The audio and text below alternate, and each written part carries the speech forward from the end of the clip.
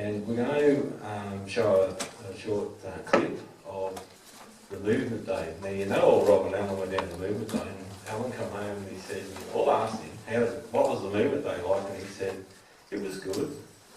And that's Alan's pretty good response. So I'm going to show you a little bit of a clip, just to highlight clips of it today, so you'll understand what they actually went to and what it means for this city. And there's a lot of pastors and leaders in the city focusing on the city transformation. Yeah. It's been happening in other places in the world, and there's been some men that have been travelling around doing that and focused on that. And so we've got this clip, and we're going to show that. And then I want to go into some other teaching that I'm probably not going to bring up today, but I'll just talk about it so you can think about it. Because I don't think, I probably have got time, but I don't think we do justice. I really feel to get back into worship. And more so because of these words that are coming through. And I believe that's where my heart is for worship. Because I believe lots of things happen under worship. And under that worship, and on July the 14th, there's been an invitation out to all team members that have worked on the healing rooms to come and get involved in a different way that Alan came back from Bethel, that we might do the healing rooms. And the main focus of that, and Alan shared a bit about that last week, that has been thanksgiving for our healing, thanking God for everything that's been happening. And that was the prophetic word come through last year, and I keep saying it, give thanks for the old. Don't condemn what we've been doing, what God's had us do as a church. But as a church, we've been missing it. We know that. We've been doing the same thing and the same thing. And we understand that God wants to do something different, and a change has got to come. Yeah. Of how we might do things. So, and I'm not even sure how long the Lord will actually let us keep preaching a big sermon in fellowship. That we're going to do that during the week, our own study, our own intimate relationship, our own personal times of pressing into God in that place, of fellowshipping with Him, understanding the Word. But we've been getting preached the Word for a long time. That's right. And we haven't moved to where we think we should have moved. We see salvations, we see glimpses of His glory coming and movements, but we're not seeing the fullness of what we read about in the Bible. So we've got to get back to what everything's in this Bible. We've got to get back to what this Bible actually tells us to do. And as a fellowship body, we're not quite following what that is. So we're going to show some of this clip. We're going to be thankful for it. There's some stuff in there that's a bit interesting, and I'll talk about that. But we're going to bring that on in. You right with that, Andrew? I'll get out of the way so we can bring it.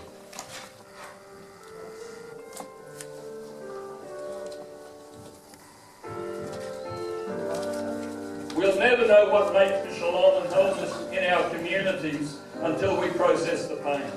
Until we've been touched by what God hears and sees in our community.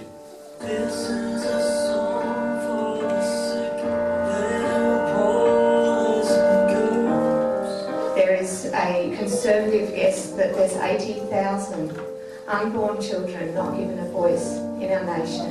And that's 200 a day.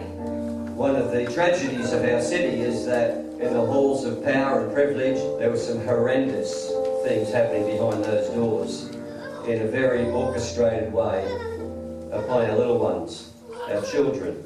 When you enter into the sex industry world, you come across every social injustice that there is. This little kid had been locked in a cupboard, not fed, and he'd been stealing dog food for the year to stay alive. You come across domestic violence, you come across abortions, you come across kids who've gone into foster care. And he had been the recipient of many, many beatings. We have a domestic violence issue across this nation, but I don't think we can talk about domestic violence unless we're willing to talk about that which is fueling it, and that is pornography.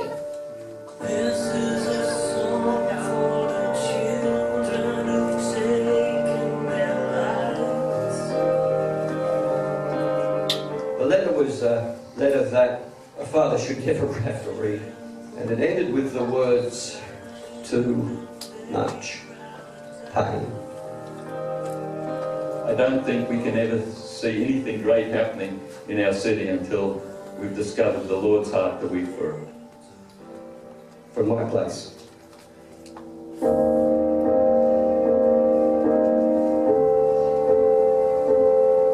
We're in a time of pastor pain, widespread and deep. I then went into a tailspin. 2 Sundays in a row I was lying on my bed in a fetal position, crying my eyes out, so afraid that nobody was going to turn up to church. It's death by 1,000 cuts, and at some point they arrive at the early stages of burnout. I thought that was the bottom of the shaft I was falling down, but it just turned out to be a ledge on the way down. Things just continued to get worse. Satan isn't hitting us head on in terms of spirituality as much as the very closely related area of emotional health.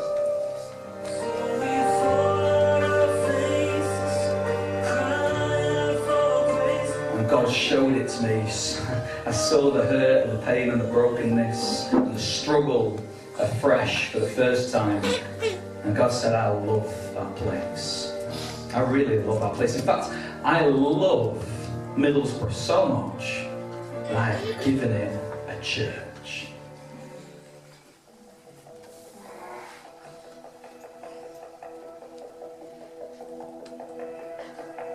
We can't afford to stand afar off from the brokenness, the pain, the trauma, pretending that it doesn't exist, living inside the four walls of our churches. We need to enter into the pain and the suffering in our city. Bonhoeffer says that the key to transformation is responsibility. It's not, oh, I feel something, oh, it's really bad. It belongs to those who take responsibility. If you are a church leader here today, then I just beg you, make this your main aim. Give your church back to God. The job of the leader, if you've got leading organisations, is to pray, to kneel, and then release people. Just release people. Give it back to your cities. He's already got them placed out there. Yes, train them, equip them, disciple them, but then once you've done that, kick them out. Pray the Lord of the harvest to send out workers. Send out. Sounds lovely, doesn't it? Send them out, Lord. No, ekballo.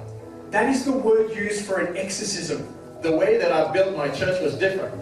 It was no longer just to shepherd them, but to equip them for the work of the kingdom, which is outside of the church, which is outside of the four walls. Jesus is saying, pray to the Lord of the harvest to kick them out, just like we would exorcise a demon. And I tell you what, there is greater risk in staying than there is in going. We started with 12 of us with our knees knocking, 11 o'clock at night, finishing about 5 o'clock in the morning, walking the streets of the city, and at the end of it, feeling that we really touched base with God in so many ways. You know, the water's parted when you step into them. Everything you need's there when you step out. I'm discovering that everything, people, resources, money, everything. But it doesn't happen unless you step. And today we have 11 centres across WA and over 250 chaplains, so it's been quite a walk with the Lord. It's been amazing. And I reckon if you want to take a city, I think you need fast bowlers and batsmen. I think you need businessmen and pastors. It's no use being in business if there's not a higher purpose. He needed me, I needed him. God knew that, and he put us together. And out of that symbiotic relationship, we're better together. When the righteous rule, the people rejoice. Pornography has no place in a good society. No place at all. Our mayor was baptised on Easter Sunday. He said to me, Sue, I don't want to do it in my swimming pool. I want to do it at the lake right next to the amphitheatre. I want the media to be there. I want the churches to be there. I want everyone to see it. Do you feel its potential, the nuclear potential of the scattered church? God is love, everything in it, all creation entirely His. He owns it all, and He's in control. It's a new world, folks. It needs a new church out there. I realised that God had never called me to that church at all. He called me to the city. Everything changed. Everything changed. Unity's going in. That wasn't in there before. We're putting in dependent prayer. Well, some churches didn't have that. And we're certainly putting in city transformation. Movements are founded and run on unity, and friendships and relationships. This isn't rocket science. It just involves some very simple things that we do, and transformation starts to flow out of that. Profound implications come out of very simple actions. 90% of the church leaders across the city meet together to pray at 7:30 on a Wednesday morning, and they've done it for 20 years. Now that changes something, because you're one church then, you see. Just this action of praying together, it's annihilated competition, annihilated it. Yes, it's the Jesus answer, but it needs to be seen in your character. It needs to be seen in your calendar. It needs to be the feature of leadership. Pray like crazy. We stand on the hill with our arms in the air while the battle goes on the ground. The fast bowler's on the ground, hacking away, and you've got to turn up to the hill with leaders. Ego gets decimated because when we pray together, you're all on the same level. You're all at the foot of the cross. You're all knelt down. You get vulnerable. You share. You're honest. And egos begin to die as you do that. A broken, wounded, divided church cannot heal a broken, wounded, divided city. What would it look like if from today onwards, everybody in this room, and we carried the same message back to all of the churches in our towns and cities, and we all decided from now on, I will only ever offer a personal opinion about another denomination, another movement, another church that gives them value. Don't tell me churches can't work together. It takes a little thing called humility, that's all it takes. I will never ever again offer an opinion of value that says I'm right and you're wrong. Don't go into another tradition and say, oh, I wonder what they got wrong. Go into another tradition and say, what can I learn of Jesus here?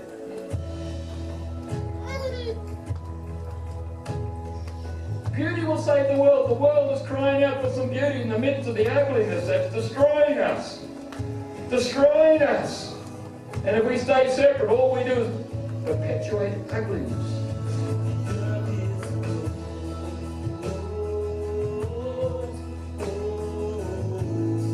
See, Copenhagen's not about New York. It's not about London. It's not about Sydney. It's about what God is calling you to do in your city. Don't worry about legacy projects. What's all that about? I'm leaving my legacy. Come on. There's only one legacy to leave here. Your city changed. Yes. Your city changed.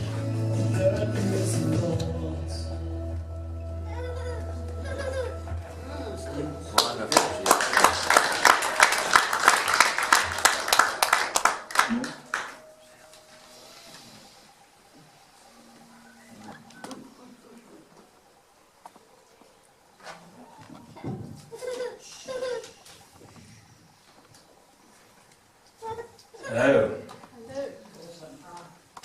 He went to a great conference, didn't he? Yes. You can get the whole conference on stick, as they call it, or whatever they call it. And that's available. I can get them for you if you want them, but there's some great teaching in there. An opportunity that... The thing is, when I watch that, it makes my heart cry. It stirs up my compassion. For the lost and the hurting.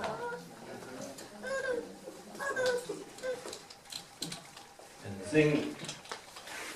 thing in our focus is about what got us doing or how we as a fellowship and what our part is, and we've talked about that to some extent in our groups and our prayers.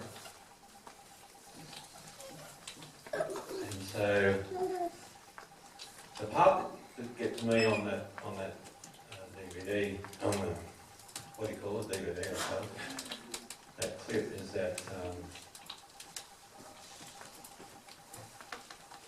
there's still a lot of brokenness within us. That Ian Shelton there, and as you see, like that movement, I don't know how much you've been around the city, but there's a lot of people now in that city that were involved in it. Evan Shelton's doing the worship there, and Ian Shelton and Letitia was there. other businessmen, and Mary was there. And so they're looking for this. The city, they believe this is what God's process, next step for this city is. And how do we do that as a fellowship, as a church of this city, to reach out to those that are hurting and lost out there? And I've seen God send people in here, and I've seen your response to that, and it's been really good, that response. I've been blessed by that. I wasn't sure how God was doing, but I see that God is moving on your heart, and that's great. But these men are looking for this, and we are and believing to be that part of the body for the city. And so we thank God for that, His purpose, to come to the fullness. That part Ian Shelton says, you know, we can't heal a broken city while we're still broken in the church. But it goes even deeper than that. We can't do a lot. We can do a lot. We can do it in God, and we can do all sorts of things. But if we've got brokenness in our life, God can't pour out what He wants to keep within us. And that's His glory. And this move of God we've been talking about is about His glory resting upon us. He's going to come and rest upon us. And if you're prepared, if you're ready, that's what that other prophetic word's talking about. Get ready. The readiness is getting us ready into the full relationship of that love. And it's interesting that Craig brought that message this morning. I didn't know what he was bringing. And I know that message has been here before, and it's great that it came again to remind us, to bring that reminder of the love of Jesus and His compassion. And as you came this morning and had that brokenness, that's what that's about, to bring it to the lay it at the foot of the cross.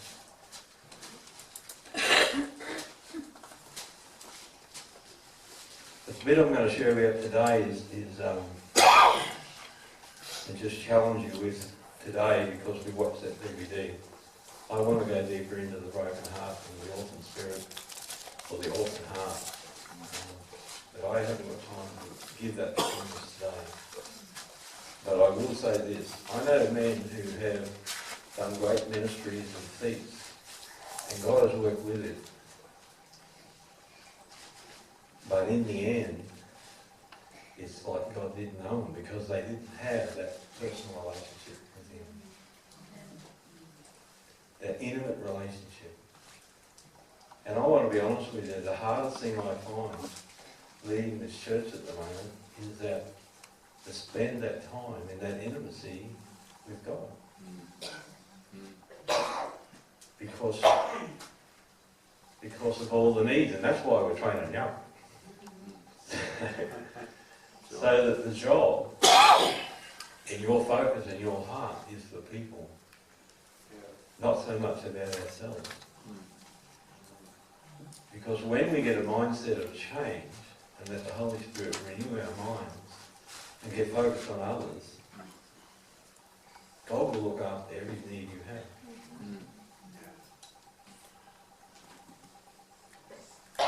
I'm a fisherman, so I'm going to bring you a couple of fishing stories today.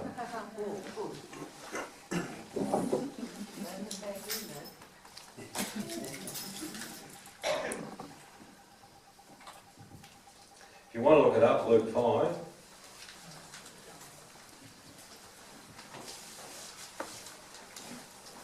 Andrew will put it up on the board in a minute.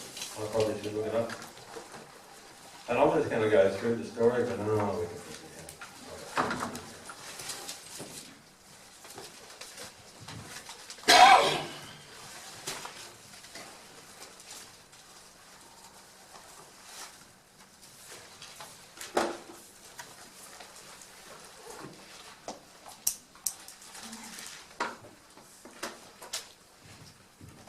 The story begins. So it was, and the multitude pressed about him to hear the word of God, that he stood by the lake at Gennesaret, Is that how you say that? Well done. And he saw two boats standing by the lake, but the fishermen had gone from them and were washing their nets. Then he got into one of the boats, which were Simon's, and he asked him to put a little from the land. And he sat down and taught the multitude from the boat. When he had stopped speaking, he said to Simon, "Launch out into the deep and let down your nets for a catch." But Simon answered and said to him, "Master, we have toiled all night and caught nothing. Nevertheless, at your word, I will let down the net." And that's interesting, isn't it? That they fished all night. And so what I want to talk about is mindsets. I mean, if you're a fisherman, you know you catch more fish in the night time than of the day, usually. Not always a pattern. When you're a tailor fisherman, they can come on if they're spawning, but fishermen tend to fish more of a night, or we like to fish late into the afternoon. Wife's got the baked tea on. I don't know why they put baked tea on when you're going to go fishing, but they tend to do that. So you got to get home, you know, but I tell them to have a salad. Don't even worry about tea, I'll do it when I go home. But you do catch more fish. So these fishermen, they fished all night, and yet then Jesus says, "Go out and put your net out." It's daytime. He's talking to the people. He probably talked for a couple of hours like we do. You might have went for longer. And then he says, "Put your nets out." So logically in their mindset was that this won't do any good. We're fishermen, we know how to fish, and that's what happens. You won't catch any fish at this time of day, especially mountain fish, because they often don't school at that time, or they go deep. So they put their nets out, but they said, "Because you've said so, Lord, we'll put your nets out." But it's a whole transition for them to have done that, because in the logic, in their mindset, that's not how it would happen.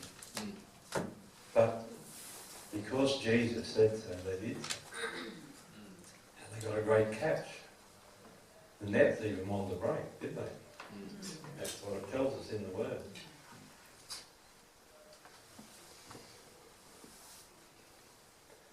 So,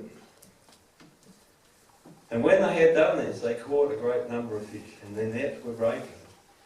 So they signalled to their partners in the other boats to come and help them. And they came and filled the boats so that they began to sink. Then Simon Peter saw it. He fell at Jesus' knees, saying, "Depart from me, for I am a sinful man, O Lord."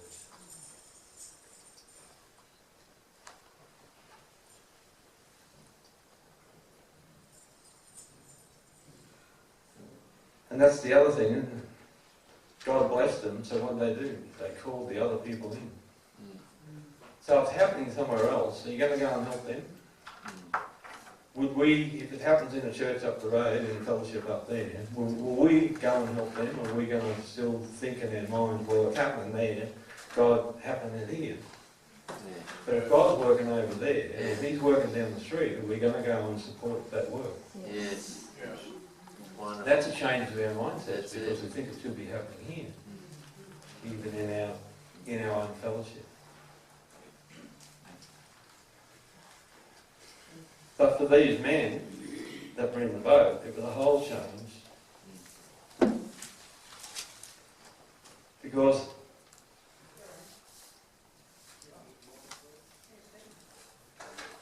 Jesus was about to call those men out of their whole DNA of what they did at work.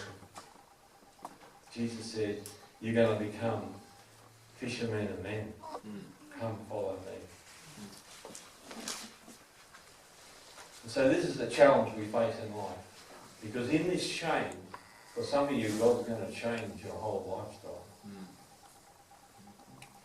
And we're comfortable, and we can be comfortable here. And we've all already talked about a change coming in the healing rooms and doing it a bit differently. Quite a bit differently in a sense. But it's getting back to more about how the Word tells us to do it. And there's going to be more worship involved with the people we're working with. And so we thank God for that He is going to move. And the results they're getting are far greater than we're getting here, over there. They've got a lot bigger numbers, of course, but God will move if this is His full purpose. So there are changes coming, and that's going to happen differently. We're going to have to shift even some of our lifestyle. We're going to have to lay down some of the things we're doing to walk into what God's had for us ahead of us. And God has called us back to this church as a transition time. And I'm not sure what that transition totally is going to end up like. It's all prophesied that we weren't going to be here for a couple of months. And you're all saying we're still here. But that's okay. God loves me. Yes, it's good. But that's the only reason I'm here, is because I know God loves me. And this is the place He's called me into right now. Here in myself. And this transition. But you know what God's done to you, because my heart's outside that door. Yes. Because I'm a travelling person. Jesus didn't sit around in one place too often. He travelled a lot. He sent His disciples out a lot. And so, even on that clip we seen this morning, what they say, train the people up and kick them out. Sounds rough, doesn't it? I thought I wouldn't be going to say that. But sure. It's about being trained up and getting out there and doing the work God's calling us to do.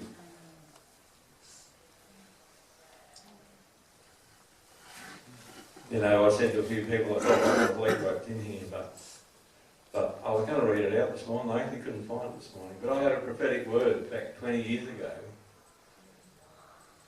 And I'm going to talk more about this when I bring the rest of this sermon. But the place and the time God called us in, He was going to call us into the city. And we went into the city for a while, and then we went out. But we had a word to go out. And then we got worn out again, and God said we had to find His rest. Because what we do in our minds is we know how to do everything. We know, because we read it in the Word, it's a textbook, we know what to do and how to accomplish the job that we've got to accomplish by the power of the Holy Spirit. We've got to have that intimate relationship if we're going to reach those people out there in the city. We went to a seminar before we went to that prayer summit, and I think we briefed on this one other day here, that there's 250 homeless people in Toowoomba. And by homeless, they don't mean they're all on the street. They mean that they're people that haven't actually got a house to live in.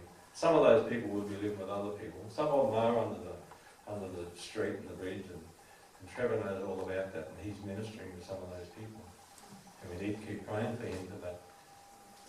But the biggest thing we've got to do first is get this right in here, so that we can stand in all those circumstances, because we're going to see a lot of hurt and pain out there in the street. So we need to understand that fullness, that intimacy, that love Jesus had for us, and that compassion.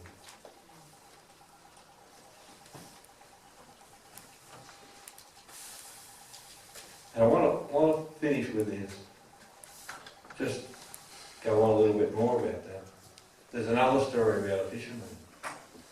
And it was about the fishermen that walked with Jesus.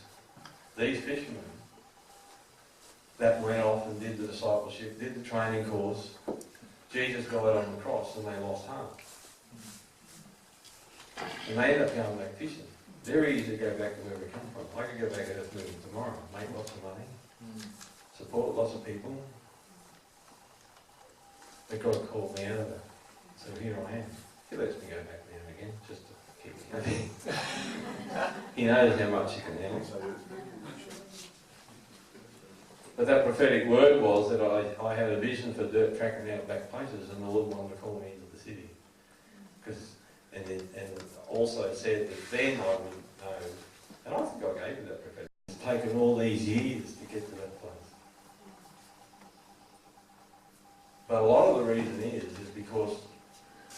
talk more about this next week, is working out of the orphan spirit. I very much was working out of the orphan spirit and didn't know how much Jesus loved me. So these fishermen that went off and did all the things with Jesus, did creative miracles and all those issues that happened with those disciples. And then at the very point, and Jesus prophesied that Peter would deny him, goes back fishing. He would be feeling full of shame and everything that he denied Jesus and all that issue that was within his heart because he denied Jesus. And that's pretty tough when you realise you do it and then you go, wow, what am I going to do now? Go back to my comfort zone. Hey. So they were back fishing. And they were out fishing all night. It says, it's interesting, they said they had a little boat. Well, they probably could only afford a little boat. Or maybe they borrowed a boat to go fishing. I'm not sure how that worked, but maybe the rest of the family was fishing in that day. But they were out all night and they were getting closer to the shore and someone yelled out to them, let's chuck the net over the other side. Well, they'd already had that experience way back. They didn't know it was Jesus telling them. Did they? Because they were still far off the shore and it was early morning, we understand, but they didn't know it was Jesus. But because they'd had that experience before, I believe, they did put the net over the other side and they got a great catch of fish. So they had learned something. If someone suggested something, they might do it because it's happened to them before. And so they got a great catch of fish. And then they realised, and maybe they were just testing that person out, well, was it Jesus or wasn't it Jesus? But they put that net down and they got another great catch of fish. And they came in and Jesus talked to them and they did realise it was Jesus. And so what did Jesus do? And this is the most interesting part about this story. In that time, after Jesus asked them, did they have some fish? And so they did, and they had lots of fish. Their net didn't break.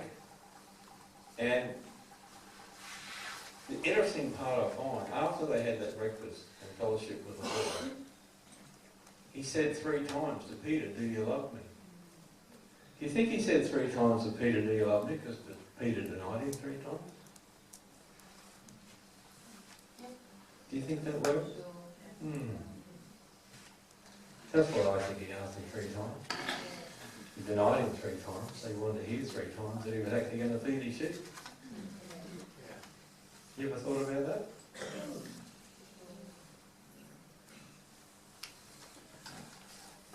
So that's my message this morning. The Lord is saying, will you feed my sheep? Will you tend my sheep? And that's the call on each and every one of our lives. And that's a challenge. And that movement day is about. We can't keep doing the same thing and expect a different result, can we? No. Are we happy with what's been happening in our churches? Are we comfortable enough in the place we're in to be happy where we're at right now? So something's got to change. But it's all in Him. It's all in this Word. And I know a lot of you know that Word far better than I do. But the revelation that we've got to have is the intimacy of God. First and uttermost. As we've already shared here today. God wants every place you allow your foot to tread. Yeah. He's going to pour out His glory. This next move, I've been talking about it for a long time. This next move is a glory move. Yeah. And God is looking for sons and daughters to pour out His glory on. You won't have to do much or say much. You're just going to carry His presence. Yes, Jesus. And people are going to change. Yes, Lord.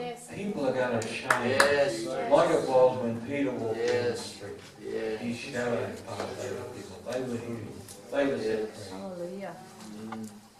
I believe that for them. Yes. To those that will have that fullness, that intimate relationship with Him. Yes, yes. To know how much and how much He sacrificed. And what the Father's love is really, really about.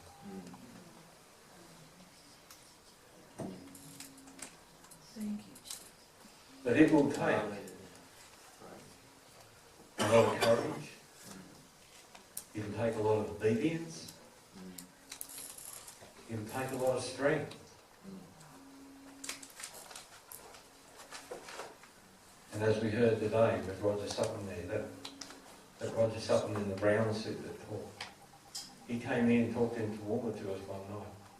And he gave a very simple message. And he's one of the main men that have seen these transformations in cities and other places. And they've been really transformed. These cities where churches are working together. Lots of things are happening. People coming to Christ and being discipled, trained up and sent out to do a greater work.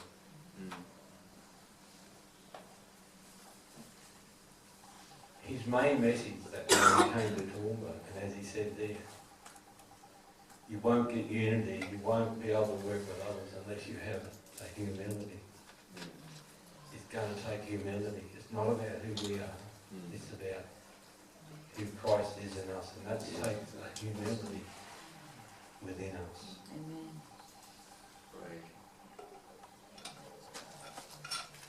So we thank God that His humility, we allow it to come in a greater way. That we don't touch His glory. That we don't say, look what I'm doing, look what this fellowship's doing. And it's so easy to do. But when we get into that place, and I've been in meetings where they start to go on about it and it becomes just a celebration about what they've done over a few days or a conference or something. And you can feel the Holy Spirit just move out of the room when the bride comes in. And I've been in those meetings and you just start to weep and cry when a leader gets up and says, well, we're doing all this and we're doing all that. And that's fine, some of it. But so long as it's done with humility and give God